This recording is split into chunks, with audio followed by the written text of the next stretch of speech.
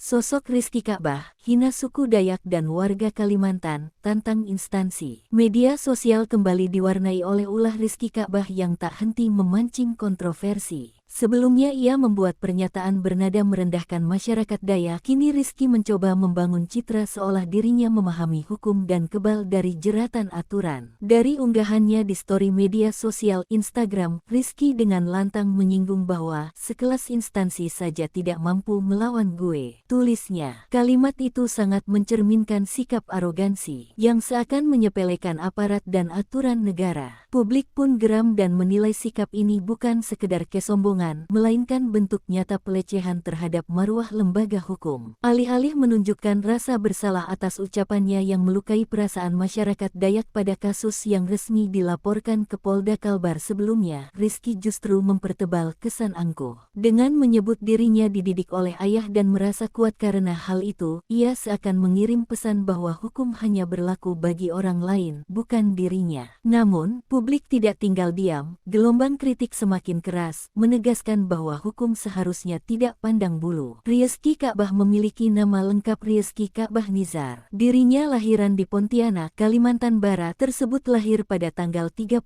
September tahun 2003. Berdasarkan akun LinkedIn miliknya, Rizky Ka'bah mengaku sebagai mahasiswa LSPR Institute of Communication and Business dan London School of Public Relations. Namun jurusan maupun status kelulusannya tidak diterangkan dengan terperinci.